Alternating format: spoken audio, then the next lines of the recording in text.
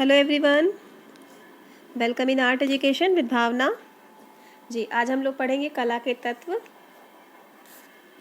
हम लोगों ने अभी तक पढ़ा था कला की परिभाषा और कला का वर्गीकरण। आज हम लोग पढ़ेंगे कला के तत्व जी। ये बहुत ही इम्पोर्टेंट टॉपिक है, इसलिए मैंने इसको थोड़ा बहुत ही डिटेल से लिया है ताकि यहाँ से कुछ भी ना छूटे आपका।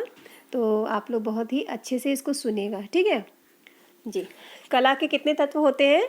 कला के 6 तत्व होते हैं। कितने तत्व होते हैं? कला के 6 तत्व होते हैं। रेखा, रंग, तान, पोत, अंतराल और रूप। तो देखिए, मैंने इसमें थोड़ा सा गलत नोट किया है। होता है सेकंड नंबर पर आएगा रूप। रेखा, रूप, रंग, तान, पोत, अंतराल। ठीक है। कला के कितने तत्व होते हैं? 6 तत्व होते हैं। ठीक है, आइए हम लोग समझ लेते हैं रेखा किसे कहते हैं। दो बिंदु के अंतहीन गुण को रेखा कहते हैं। दो बिंदु के अंतहीन गुण को रेखा कहते हैं। यह 2 प्रकार की होती है, सरल रेखा और वक्र रेखा। ठीक है, ये कितने प्रकार की होती है? ये 2 प्रकार की होती है, सरल रेखा और वक्र रेखा। वक्र रेखा को लयात्मक रेखा भी कहते हैं। ठीक है, तो हमारी जो भारतीय कला है ये क्या है? ये रेखा प्रधान है। कैसी है? रेखा प्रधान है। ठीक है, तो सरल रेखा किसे कहते हैं? एक निश्चित दिशा में खींची गई रेखा अर्थात दृष्टि को आगे बढ़ाते तथा गति का आभास कराती है, उसे सरल रेखा कहते हैं। मतलब कि एक निश्चित दिशा में सिर्फ जैसे एक लाइन आप खींच दीजिए और वो निश्चित दिशा में बस एक ही लाइन एकदम सीधी, मतलब लाइन चाहे सीधी हो, चाहे जैसी हो, खड़ी हो, चाहे जैसी भी हो, बेड़ी हो, लेकिन वो सीधी हो। ठीक है, उसे क्या कहते हैं? उसे सरल रेखा कहते हैं। और वक्र रेखा और लयात्मक रेखा किसे कहते हैं? वो रेखा जो थोड़ी टेढ़ी मेढ़ी हो, लहरेदार हो, उसको लयात्मक रेखा कहते हैं। यदि रेखा खींचने की दशा बदल जाए, इसका अर्थ होता है यदि रेखा खींचने की दशा बदल जाए, समझ रहे हैं ना? देखिए, एक निश्चित दिशा में खींची गई रेखा जो दृष्टि को आगे बढ़ाती है, गति का आभास कराती है, उसे सरल रेखा कहते हैं। और लयात्मक रेखा, यदि रेखा खींचने की दशा बदल जाए, इसका अर्थ होता है समान अथवा सामंजस्यपूर्ण अवयवों की पुनरावृत्ति अथवा प्रवाह की निरंतरता। इसमें शक्ति, लोच, तरलता, प्रवाहिता, हलचल, कोमलता आदि गुण दिखते हैं। ठीक है, तो सरल रेखा के अब हम लोग पढ़ेंगे सरल रेखा। सरल रेखा के प्रकार भी होते हैं। सरल रेखा के कौन कौन से प्रकार होते हैं? क्षैतिज रेखा, ऊर्ध्व रेखा, कर्णवत रेखा, कोणीय रेखा, तीक्ष्ण कोणीय रेखा और एक पुंजीय रेखा। तो क्षैतिज रेखा किसे कहते हैं? इसको अंग्रेजी में हॉरिजॉन्टल लाइन कहते हैं ना। क्षैतिज रेखा को अंग्रेजी में हॉरिजॉन्टल लाइन कहते हैं। ठीक है, यह रेखा अर्थात पड़ी हुई रेखा, जो रेखा एकदम जैसे विश्राम और संतुलन, स्थिरता, मौन, शांति और निष्क्रियता का प्रभाव प्रकट करती है। क्षैतिज रेखा मतलब कि पड़ी हुई रेखा, मतलब भूमि पर समझ लीजिए लेटी हुई रेखा, विश्राम करती हुई रेखा। समझ में आ रहा है आपको जी? अब हम लोग पढ़ेंगे ऊर्ध्व रेखा। ऊर्ध्व रेखा यानी कि सीधी लंबवत रेखा। ये देखिए मैंने बनाया रखा है ऊर्ध्व रेखा, सीधी लंबवत रेखा, आप लोग देख सकते हैं। इसी को कहते हैं ऊर्ध्व रेखा और लंबवत रेखा। इसको अंग्रेजी में क्या कहते हैं? Vertical line. क्या कहते हैं? वर्टिकल लाइन जी। यह रेखा क्या आभास कराती है? यह रेखा आकांक्षा, शक्ति, प्रतिरोध, गौरव, कठोरता, दृढ़ता, शक्ति को व्यक्त करती है। ठीक है, ऊर्ध्व रेखा किसको व्यक्त करती है? शक्ति को, प्रतिरोध को, गौरव को, कठोरता को, आकांक्षा को। ठीक है, फिर हम लोग पढ़ेंगे कर्णवत रेखा। किसको पढ़ेंगे हम लोग? कर्णवत रेखा। ये देखिए मैंने बनाया हुआ है कर्णवत रेखा, है ना। ये अंग्रेजी में इसको क्या बोलते हैं? Diagonal line. क्या बोलते हैं? Diagonal line. यह रेखा आड़ी होती है। कैसी होती है? आड़ी होती है, जैसे मैंने बना रखा है देखिए। हाँ, तथा यह उत्तेजना, नाट्यकता, संक्रमण, बेचैनी, व्याकुलता प्रकट करती है।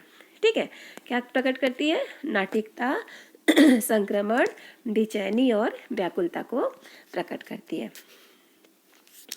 ठीक है, फिर हम लोग पढ़ेंगे कोणीय रेखा। देखिए अंग्रेजी में इसको एंगल्स लाइन कहते हैं। ठीक है। यह क्या प्रकट करती है? यह व्याकुलता, संघर्ष, बेचैनी, आघात और असुरक्षा को, इसको आप लोग बहुत ही अच्छे से लर्न कर लीजिएगा, क्योंकि ये आता है कि कौन सी रेखा किसका आभास देती है, इसलिए इसको आप लोग थोड़ा सा माइंड में अच्छे से थोड़ा सा समझ लीजिए। ठीक है। कोणीय रेखा, ये क्या प्रकट करती है? कोणीय रेखा यह व्याकुलता को प्रकट करती है, संघर्ष को, बेचैनी को, आघात को और असुरक्षा को। फिर है तीक्ष्ण कोणीय रेखा, यह बेचैनी, उलझन, संघर्ष, व्याकुलता, आघात को व्यक्त करती है। ठीक है।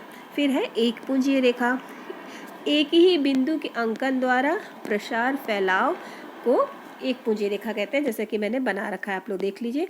एक ही बिंदु से प्रसार और फैलाव को एक पुंजीय रेखा कहते हैं। इसमें क्या प्रकट होता है? इसमें किसका आभास होता है? इसमें शक्ति का, एकाग्रता का, आभा का, शोभा का, भव्यता का, अभिलाषा का व्यक्त होता है। ठीक है। तो ये था, हम लोगों ने पढ़ रहे थे, हम लोग क्या पढ़ रहे थे? हम लोग रेखा। तो अब हम लोग देखिए, हम लोगों ने अभी तक सरल रेखा के बारे में पढ़ा अब हम लोग लयात्मक रेखा के बारे में पढ़ेंगे ना। अभी हम लोगों ने पढ़ा था ना, लयात्मक रेखा किसे कहते हैं? हाँ, जो रेखाएं देखिए, ये रेखा जो खींचने की दशा को बदल दे, है ना, जो मतलब सीधी निश्चित लंबवत रेखा ना होकर के जो दिशा को बदल दे, उसे क्या कहते हैं? लयात्मक रेखा। लयात्मक रेखा कितने प्रकार की होती है? यह 2 प्रकार की होती है, प्रवाही रेखा और वर्तुल और चक्राकार रेखा। जी, तो ये है प्रवाही रेखा, जैसे कि मैंने देखिए बना रखा है प्रवाही रेखा। प्रवाही रेखा मतलब कि बहाव का भाव या लय का भाव प्रकट हो। ठीक है। जैसे लहरें हो गई है ना, बहाव का भाव, लय, जैसे कि इसमें देखिए दिख रहा है साफ साफ, इसमें लय, गति, लावण्य एवं माधुर्य को व्यक्त किया जाता है। दूसरा है वर्तुअल रेखा या चक्राकार रेखा। ये सब किसके प्रकार में आते हैं? लयात्मक रेखा के। ठीक है। जिनमें घुमाव अर्थात चक्राकार का प्रभाव होता है, उसे वर्तुल और घुमावदार व चक्राकार रेखा कहते हैं। इसमें भ्रम, संघर्ष, उत्तेजना, गति व शक्ति को प्रकट किया जाता है। फिर मैंने देखिए वर्ण के बारे में बनाया है। ये वर्ण है। वर्ण किसको बोलते हैं? वर्ण रंग को बोलते हैं। किसको बोलते हैं? रंग को। तो वर्ण शब्द का उल्लेख सर्वप्रथम हमें ऋग्वेद में, इसका उल्लेख हमें सर्वप्रथम कहाँ मिला था? इसका उल्लेख हमें सर्वप्रथम ऋग्वेद में मिला था। रंग प्रकाश का गुण है, जिसके द्वारा प्रकाश में हम किसी भी वस्तु में रंग को देख सकते हैं, जिसमें प्रकाश के द्वारा हम किसी भी वस्तु के रंग को देख सकते हैं। ठीक है। जब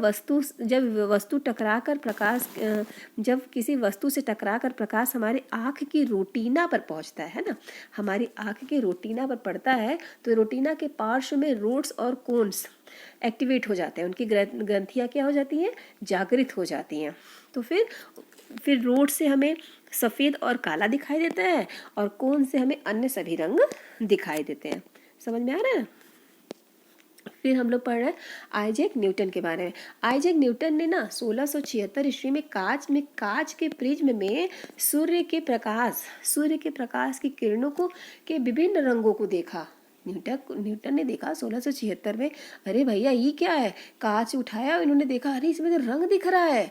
तो हमें रंग का जन्मदाता हम लोगों ने किसको मान लिया? हम लोगों ने न्यूटन को मान लिया। क्यों मान लिया? क्योंकि 1676 में सर्वप्रथम इन्होंने ही कांच के प्रिज्म में इसको देखा। इन्होंने देखा कि उसमें 7 रंग, इन्होंने देखा कि प्रकाश में कितने रंग हैं? प्रकाश में 7 रंग हैं। ठीक है। तो प्रकाश का प्राथमिक रंग कौन सा हो गया? लाल, हरा, नीला। याद रखिएगा, प्रकाश का प्राथमिक रंग लाल, हरा, नीला। प्राथमिक रंग ऐसे पूछे तो लाल, नीला, पीला है, लेकिन अगर प्रकाश का पूछ लेगा तो वहाँ पर लाल, हरा, नीला हो जाएगा, RGB। ठीक है। और न्यूटन को हम लोग रंग का जन्मदाता मानते हैं। क्यों मानते हैं? क्योंकि 1676 में इन्होंने ही देखा था सर्वप्रथम। इन्होंने देखा कि प्रकाश में 7 प्रकार के रंग हैं। सबसे पहले इन्होंने ही देखा, इसलिए हम लोग इनको रंग का जन्मदाता मानते हैं। ठीक है। तो देखिए इंद्रधनुषी रंग, वो 7 रंग थे कौन कौन से?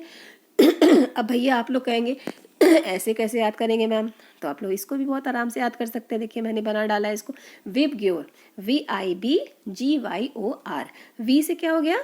वैलेट। आई से क्या हो गया? इंडिगो। वी से क्या हो गया? ब्लू। जी से क्या हो गया? ग्रीन।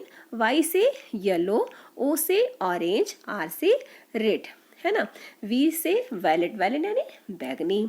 आई से इंडिगो यानी आसमानी। बी से ब्लू, ब्लू यानी नीला। जी से ग्रीन, ग्रीन यानी हरा। वाई से येलो, येलो यानी पीला। ओ से ऑरेंज, ऑरेंज यानी नारंगी। और आर से रेड, रेड यानी लाल।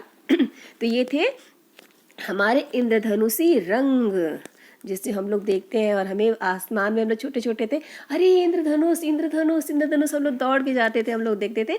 जी ये वही है जिनको किसने देखा सर्वप्रथम? आइजैक न्यूटन ने। ठीक है जी। अच्छा, बैगनी रंग, बैगनी रंग में ये प्रश्न आता है कि बैगनी रंग में तरंग दैर्घ्य क्या होता है भैया? तो तरंग दैर्घ्य इसमें बहुत कम होता है। बैगनी रंग में तरंग दैर्घ्य कम होता है और कंपन इसमें क्या होती है? ज्यादा होती है। और लाल रंग में तरंग दैर्घ्य अधिक होती है और कंपन कम होती है। ठीक है। रंग को तकनीकी भाषा में यूं कहते हैं। अल्फ्रेड हेनरी ने रंगों की संख्या कितनी बताई? 5। ये अल्फ्रेड हेनरी थे कौन? अल्फ्रेड हेनरी अमेरिकी चित्रकार थे। ठीक है। जिन रंगों में अन्य रंगों का मिश्रण नहीं होता उनको हम प्राथमिक रंग कहते हैं। वर्ण के कितने गुण होते हैं? वर्ण के 3 गुण होते हैं, रंगत, मान और सघनता। ठीक है। रंग की प्रकृति को रंगत कहते हैं, जैसे लालपन, पीलापन, नीलापन। इसमें रंग को हम लाल, नीले, पीले के बीच में अंतर कर सकते हैं, इसलिए इसको कहते हैं, जैसे कहते हैं ना, यदि ये लालपन है, ये नीलापन, ये पीलापन, इसको क्या बोलते हैं? पन वाले सब हो गए रंगत। और ये मान क्या है? यह रंगत के हल्के व गहरेपन का घोतक है, जैसे हल्का लाल, हल्का पीला, हल्का नीला, गहरा लाल, है ना। तो गहरा पीला, गहरा नीला ये सब मान है। और मान भैया होता कैसे है? ये सफेद और काले के मिश्रण से होता है। ठीक है। जैसे सफेद रंग किसी रंग में मिला देंगे तो उसका मान बढ़ जाएगा, काला मिला देंगे तो घट जाएगा। यही होता है मान। ठीक है। अब हम लोग पढ़ेंगे सघनता। सघनता क्या होता है? वह रंग जिसमें शुद्धता हो, जो रंग एकदम शुद्ध हो उसे ही कहते हैं सघनता। जैसे जो रंग जितना ही शुद्ध होगा उसमें चमक उतनी ही होगी। और मिश्रित रंग में क्या होता है? उसमें घनत्व कम होता है, उसमें सघनता कम होती है, उसमें चमक कम होती है। ठीक है। किसी भी रंग में तटस्थ को ही एक्रोमेटिक रंग कहते हैं। मिलाने से वर्ण की सघनता कम हो जाती है। ठीक है। अब देखिए हम लोग ओस्टवाल्ड के बारे में पढ़ लें, फिर उसके बाद आगे ओस्टवाल्ड ने क्या किया? 1917 में इन्होंने 8 रंगों का चक्र बनाया। 8 रंगों का सर्वप्रथम चक्र किसने बनाया? ओस्टवाल्ड ने, जिसमें 4 प्राथमिक रंग उन्होंने कौन कौन से लिए? लाल, पीला, नीला, हरा। कौन कौन से लिए? लाल, पीला, नीला और हरा। ठीक है। और फिर 4 द्वितीय रंग लिए, पीला, नारंगी, नीलमणि और धानी। इनकी रंग पद्धति बहुत लोकप्रिय हुई, लेकिन बाद में 6 रंग का चक्र भी प्रस्तुत हुआ, जिसमें 3 प्राथमिक और 3 द्वितीयक थे। प्राथमिक कौन कौन से थे? अभी हम लोग मैंने बताया था, लाल, नीला और पीला। और द्वितीयक रंग कौन कौन से हो गए? द्वितीयक रंग आपके हो जाते हैं, हाँ जी, बैगनी, नारंगी और हरा। ठीक है। नीलमणि और धानी जो कि इन्होंने ओस्टवाल्ड ने बनाया था अभी ना, और नीलमणि, बैगनी, नारंगी, नीलमणि, धानी, ये बाद में 6 रंग बन गए। तो उसमें से देखिए नीलमणि, धानी को हटा दिया गया क्योंकि ये हरा का ही प्रतिरूप है, इसकी जगह ले लिया गया किसको? हरा को। तो बैगनी, नारंगी और हरा ये हो गए हमारे द्वितीयक रंग। ठीक है। तो ओस्टवाल्ड का वर्ण चक्र ये देखिए मैंने बना रखा है, ये आप लोग देख सकते हैं कि ये है। ठीक है। कुल रंग कितने हैं उनके? 8 है। कुल रंगतें 8 गुणे 23, 24 रंगतें होती हैं। पूछता है कितनी रंगतें हैं? तो 24। ओस्टवाल्ड के बाद कितने रंगों का चक्र बना? 6, है ना। कितने रंगों का चक्र बना? 6, 3 प्राथमिक और 3 द्वितीयक। ठीक। जी, आई होप आप लोगों को समझ में आ रहा होगा, और अगर नहीं आ रहा होगा तो आप लोग कमेंट सेशन में बिल्कुल मुझे मैसेज कर सकते हैं, मुझे बता सकते हैं कि मैम आपका नहीं समझ में आ रहा है, तो मैं आपको ये दोबारा समझाने की पूरी कोशिश करूँगी। जी, तो हम लोग पढ़ रहे थे अभी प्राथमिक रंग। तो प्राथमिक रंग में हम लोगों ने इतना तो पढ़ लिया, लेकिन ये प्रश्न आता है कि किस रंग में किसका प्रतीक है। तो लाल किसका प्रतीक है? लाल देखिए इसमें कई है, उत्तेजना है, क्रोध है, कामुकता है, पराक्रम है, प्रेम है और खतरा है। लेकिन लाल हम लोग किसका मानते हैं? बहुत से लोग प्रेम को मानते हैं, लेकिन होगा पराक्रम। ठीक है। फिर पीला, पीला क्या है? प्रकाश और प्रसन्नता, तेज, बीमारी और चमक। ठीक है। तो पीला में प्रकाश को वैल्यू देंगे, और वैल्यू भैया तो और सबको भी देते हैं, प्रसन्नता, तेज, बीमारी, चमक, लेकिन प्रकाश अभी तक पेपर में आके सही हुआ है। ठीक है। फिर नीला, नीला किसका प्रतीक है? शीतलता का, गहराई का, ये भी आता है, राजस्व और निराशा आदि होते हैं। पीले रंग में सर्वाधिक मात्रा में उपस्थित रहती है क्या? प्रकाश। ये मैंने यहाँ पे नहीं लिखा है, लेकिन मैं आपको बता दे रही हूँ। ठीक है। किन्हीं दो रंगों को मिलाने से जो रंग प्राप्त होता है उसे द्वितीयक रंग कहते हैं। दो रंग कौन से? दो प्राथमिक रंग, ये भी मैंने नहीं लिखा है, लेकिन ठीक है। तो फिर लाल और पीला, लाल और पीला दोनों प्राथमिक रंग हो गए, इनको मिलाने से कौन सा रंग बनेगा? नारंगी, है ना। कौन सा रंग बनेगा? नारंगी। नारंगी किसका प्रतीक होता है? वीरता का, ज्ञान का और प्रेरणा का। ठीक है। फिर दूसरा है लाल और नीला, उससे मिलाने से दूसरा द्वितीय वर्ण कौन सा तैयार हो रहा है हमारा? बैगनी। लाल और नीला से बैगनी, और नीला और पीला से हरा। तो लाल और पीला से नारंगी, और लाल और नीला से बैगनी, और पीला और नीला से हरा। हरा किसका प्रतीक है? बसंत का, खुशहाली का, उर्वरता का, प्रजनन का, सुरक्षा का और समृद्धि का। और बैगनी किसका प्रतीक है? सम्मान का, राशि का और मृत्यु का। फिर हम लोग पढ़ रहे हैं तृतीयक रंग। दो द्वितीय रंग मिलाने से तृतीयक रंग प्राप्त होता है, जैसे बैगनी और नारंगी।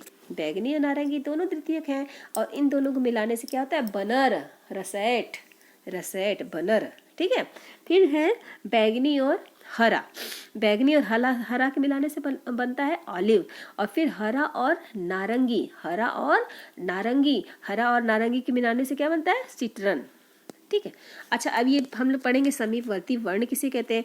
एक ही श्रेणी की एक ही जाति के रंग विद्यमान होते हैं, ठीक है, उन्हें कहते हैं समीपवर्ती वर्ण। जैसे पीला तथा नारंगी, पीला तथा नारंगी समीपवर्ती वर्ण है। सर्वाधिक सामंजस्यपूर्ण रंग, प्रश्न पूछता है कि सर्वाधिक सामंजस्यपूर्ण रंग कौन से हैं? तो पीला और नारंगी, सभी में पीला रंग उपस्थित होता है। विरोधी रंग और पूरक रंग किसे कहते हैं? आमने सामने के रंग विरोधी रंग कहे जाते हैं। जैसे लाल का विरोधी हरा, नीले का विरोधी नारंगी, पीले का विरोधी बैगनी। ये मैंने चक्र बना रखा है, आप लोग देख लीजिएगा। फिर है एकाकी वर्ण, जिसको कहते हैं मोनोक्रोम। यह केवल एक ही रंगत के विभिन्न ये एक ही रंगत के विभिन्न रंग तथा सघनता वाली रंगतों का तालमेल एकाकी वर्ण के अंतर्गत आता है, क्योंकि ये एक ही वर्ण से बने होते हैं। जैसे हल्का नीला, गहरा नीला, नीला। समझ में आ रहा है? एकाकी वर्ण क्या होता है? मतलब एक ही रंगत के विभिन्न टोन ना, समझ में आ रहा है ना, रंगों का तालमेल। जैसे हल्का नीला, गहरा नीला, लीला। फिर वर्णहीन रंग क्या होता है? तटस्थ या एक्रोमेटिक कह लीजिए, तटस्थ कह लीजिए, वर्णहीन। मैंने तीनों लिख दिया है ताकि आपको समझ में आ जाए। तो वो होता है सफ़ेद, काला, भूरा, जो किसी भी रंग में मिलाकर उसका मान घटा दे या बढ़ा दे, उसे कहते हैं तटस्थ रंग। उष्ण और शीतल रंग कौन से होते हैं? उष्ण यानी गर्म, और शीतल यानी ठंडे। ठीक है। जब हम प्रकाश के रंगों को देखते हैं तब उत्तेजना और विचार से कुछ रंगों में उष्णता का प्रभाव आता है, कुछ में शीतलता का आता है। जैसे नीला को देखने से या हरा को देखने से शीतल का प्रभाव होता है, और लाल, पीला, नारंगी को देखने से गर्म, है ना। अब हम लोग पढ़ेंगे रूप के बारे में। हम लोगों ने वर्ण पढ़ लिया, अब हम लोग रेखा पढ़ लिया, हम लोगों ने वर्ण पढ़ लिया, अब हम लोग पढ़ रहे हैं रूप। देखिए रूप का निर्माण कैसे होता है। रूप का निर्माण छोटे छोटे बिंदुओं से होता है। यदि इन बिंदुओं को क्रमानुसार केवल एक ही दिशा में बढ़ाया जाए तो यह रेखा का निर्माण करते हैं। अतः रूप का निर्माण के लिए आवश्यक है कि इन छोटे छोटे बिंदुओं को सभी दिशाओं में आवश्यकता अनुसार रखा जाए। यह बिंदु बिखरी हुई अवस्था में नहीं होना चाहिए। इसका मतलब यह है कि रूप का निर्माण छोटे छोटे बिंदुओं से होता है, और छोटे छोटे बिंदुओं को अगर हम एक ही दिशा में बढ़ाते जाएंगे तो क्या ये रूप का निर्माण हो जाएगा? क्या नहीं, उनको आवश्यकता अनुसार हमें मिलाना पड़ेगा, तभी वहाँ पे रूप का निर्माण होगा। रूप कितने आकार के आधार पर रूप कितने प्रकार के होते हैं? 2 प्रकार के, समित्रिक रूप और असमित्रिक रूप। समित्रिक रूप यानी कि जो दाईं और बाईं दोनों तरफ एक जैसे हों, जैसे वृत्त हो गया, घन हो गया, आयत हो गया। असमित्रिक रूप जैसे कि जिसका दूसरा भाग पहले भाग से विपरीत होता है, जो विषम कोण में, जैसे कप हो गया, सुराही हो गया। जैसे कि आप लोग देख सकते हैं कप में देखिए एक तरफ हैंडल बना है ना, तो ये विपरीत अवस्था में हुआ और यही अच्छा लगता है, यही रुचिकर लगता है, असमित्रिक रूप। ठीक है। रूप के महत्व के आधार पर रूप को 2 भागों में बांटा गया है, सक्रिय रूप और सहायक रूप। यह वह सक्रिय रूप कौन सा होता है? यह वह रूप है जो स्त्री की मुख्य आकृति होती है, यह वह रूप है जो चित्र की मुख्य आकृति होती है, जिसे कलाकार अधिक महत्व देता है। और सहायक रूप यह सक्रिय रूप को बल देता है। भिन्न भिन्न रूपों के प्रभाव होते हैं, जैसे आयताकार के स्थायित्व और शक्ति। आयताकार रूप के कैसे प्रभाव होते हैं? स्थायित्व और शक्ति होता है। त्रिभुजाकार के विकास और सुरक्षा होता है। वृत्ताकार का आकर्षण और गति होता है। अंडाकार का लावण्य और सुंदर होता है। ठीक है। कुछ मुख्य प्रकार के निम्नलिखित हैं, रूप निम्नलिखित हैं, जिन्हें अपनी शैली के अनुसार कलाकार पसंद करके चित्रण करता है, जैसे यथार्थ रूप, अति यथार्थ रूप, अमूर्त रूप, ज्यामितीय रूप, पारंपरिक रूप, अलंकारिक रूप, सरल रूप और लाक्षणिक रूप। अब हम लोग पढ़ेंगे तान के बारे में। तान क्या होता है? रंगत के हल्के और गहरेपन को तान कहते हैं। काले के परिणाम का घोतक है। ठीक है। तान के 3 भागों में विभाजित किया गया है, जो सफेद और काले के परिणाम का घोतक है। प्रकाश, मध्य और छाया। सफेद मिश्रण से तैयार रंगत को टिंट कहते हैं। पोत क्या होता है? धरातल का गुण पोत होता है। धरातल का गुण पोत होता है। धरातल की बनावट को पोत कहते हैं। पोत मुख्यतः 2 भागों में वर्गीकृत है, प्राकृतिक रूप और अनुकृत या सृजित पोत। कहीं कहीं 3 भी है ना। प्राकृतिक पोत, राकेश गोस्वामी में 3 लिखा हुआ है, देख लीजिएगा। तो फिर लकड़ी, पत्थर प्राकृतिक पोत है। अनुकृत पोत कैनवास, कपड़ा और कागज। अंतराल,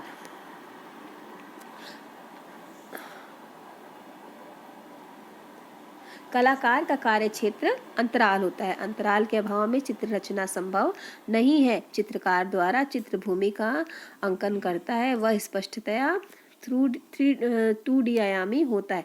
चित्रकार का चित्र भूमि कैसा होता है? द्विआयामी होता है जी। और इसके बिना अंतराल के अभाव में चित्र रचना संभव नहीं है। बहुत ही इंपॉर्टेंट है, अंतराल के अभाव में चित्र रचना संभव नहीं है। ठीक है। चित्रकार का वह क्षेत्र जिस पर वह रूप का निर्माण करता है वह अंतराल कहलाता है। चित्रकार का वह क्षेत्र जिस पर वह रूप का निर्माण करता है वह अंतराल कहलाता है। इसे विस्तार, क्षेत्र और फैलाव, सीमा आदि नामों से भी जाना जाता है। अंतराल का स्थान निरूपण। अंतराल को स्थान निरूपण किसमें कहा जाता है? मनसोल्लास में। अंतराल को भूमि बंधन किसमें कहा जाता है? समरांगण सूत्रधार में। और अंतराल को स्थान किसमें कहा जाता है? चित्र सूत्र में। अंतराल चित्र तल पर भिन्न भिन्न आयाम को प्रकट करने में पूर्ण सहायक है। अंतराल का विभाजन 2 प्रकार से होता है, सम विभाजन और असम विभाजन। चित्र में शक्ति तथा संतुलन का भाव प्रकट करता है। सम विभाजन और असम विभाजन गति तथा तनाव को प्रदर्शित करता है। ठीक है। इसमें द्विआयामी 2D तल पर 2D तल पर त्रिआयामी प्रभाव चित्रित करने में समर्थ होता है असम विभाजन में। ठीक है। तो ये था। अभी आई होप आप लोगों को ये वीडियो बहुत ही पसंद आया होगा और समझ में आया होगा। इसके लिए